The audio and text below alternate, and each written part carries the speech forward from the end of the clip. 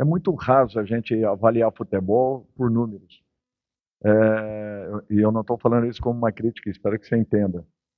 4-1-4-1 é um posicionamento atacando. Em que momento é um 4-1-4-1? Defendendo, ele é um 4-1-4-1? Olha, só na primeira fase. A partir do momento em que essa bola começa a entrar um pouquinho mais, ele se torna um 4-3-3, ele se torna um 4-4-2, que foi o que nós invertemos.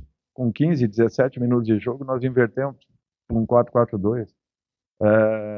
E depois tivemos que fazer mudanças de nomes dentro da própria partida, funções, enfim. A realidade é que faltava-nos as infiltrações. O último momento, nós tínhamos o controle da partida, o controle do jogo, mas não tínhamos as infiltrações. Por quê? Porque nós estávamos com vários jogadores passando da linha dos nossos meio-campistas, ou seja, à frente das duas linhas de marcação do Santos. Nós não íamos infiltrar de jeito nenhum. Então, o que nós precisávamos era que tivéssemos as correções. Só que, às vezes, dentro de campo, você não consegue passar uma informação, é muito difícil. E por isso que, para mim, avaliações de, olha, está jogando um 4-3-3, está no 4-4-2, isso daí é só um processo inicial, porque a partir do momento que a bola rolou, você já perde todo esse contexto. Então, o que nós tínhamos que ter tido é um preenchimento um pouco maior entre linhas do Santos, que nós não tivemos.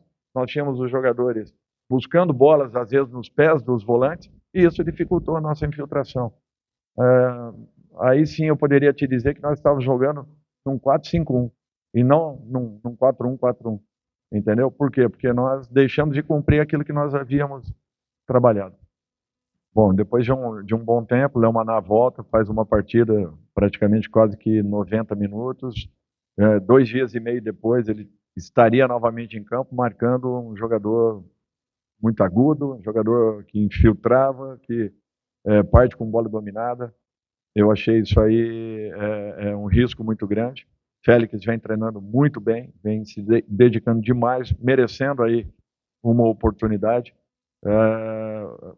Eu espero que o Félix continue nessa crescente que ele vem tendo. Fiquei muito feliz com a atuação dele, porque é um profissional que se dedica, que trabalha muito, e isso daí, para mim, não tem preço você poder ver um jogador desse nível podendo voltar a jogar dentro de uma boa condição.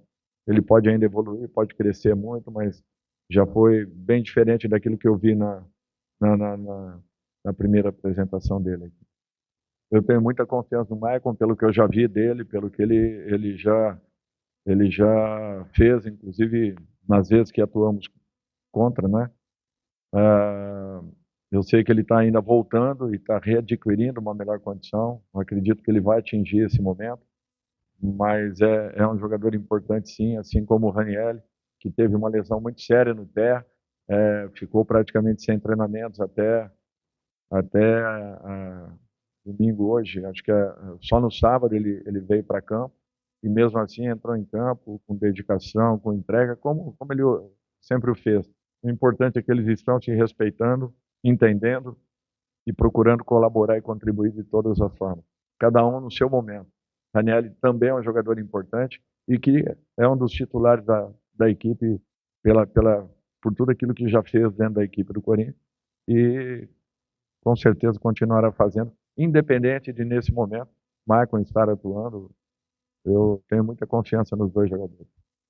Não tem questão cirúrgica, eu estou até me adiantando aqui ao departamento, mas não tem essa necessidade. O Memphis, ele teve uma torção muito forte no tornozelo, um inchaço grande, absurdo até. Talvez tenhamos aí no meio de semana já em condições de poder iniciar trabalho. Ele está tentando acelerar o máximo possível. Hoje já estava bem mais enxuto, mas ainda talvez não em condições.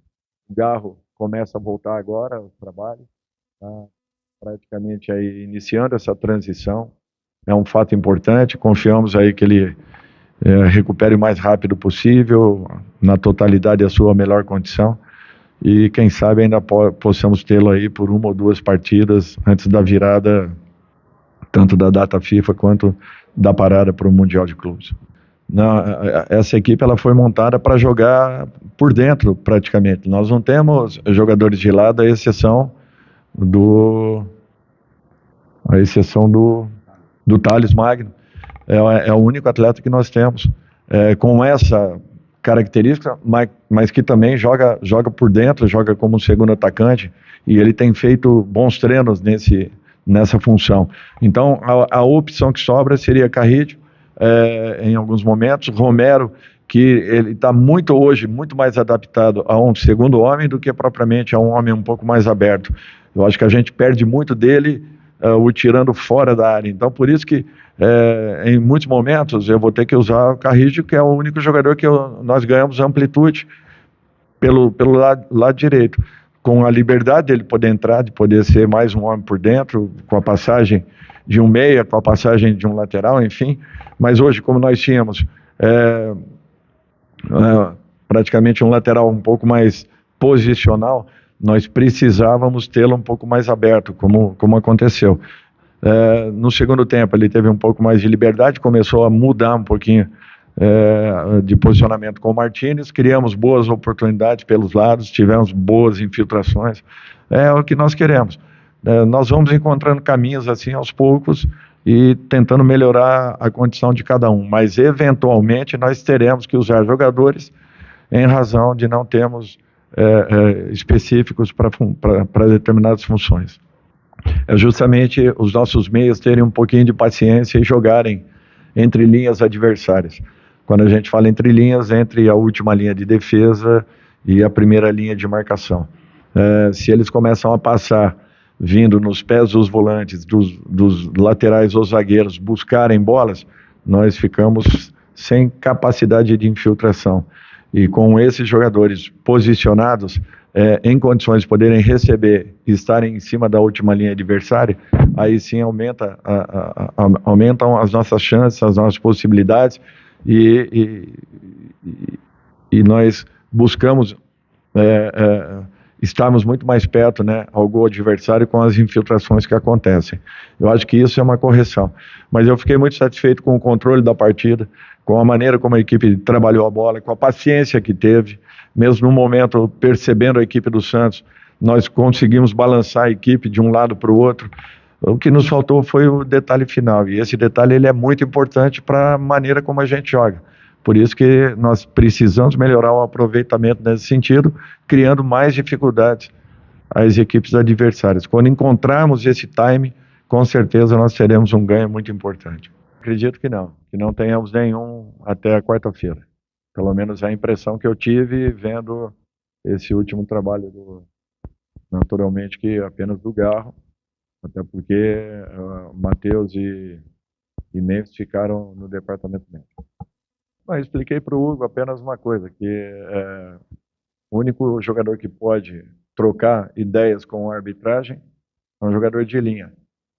Não adiantaria eu colocá-lo como capitão se acontecendo um lance duvidoso em qualquer parte do campo, ele não pode sair do seu setor para ir buscar uma abordagem, uma troca de informações com a arbitragem. Então tem que ser um jogador de linha, com certeza. Maicon é um jogador que merece esse respeito. O primeiro capitão é o Romero, o segundo capitão é o Maicon, o terceiro capitão é o André. Nessa ordem aí.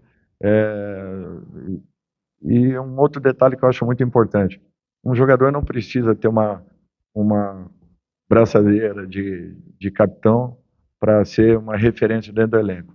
O Hugo é muito importante, mesmo não tendo essa braçadeira nesse momento, mas é um dos capitães do time, com certeza, pelos posicionamentos que tem. É a típica liderança que ela é muito positiva num contexto, e o Hugo exerce essa liderança, mesmo sem ter essa braçadeira.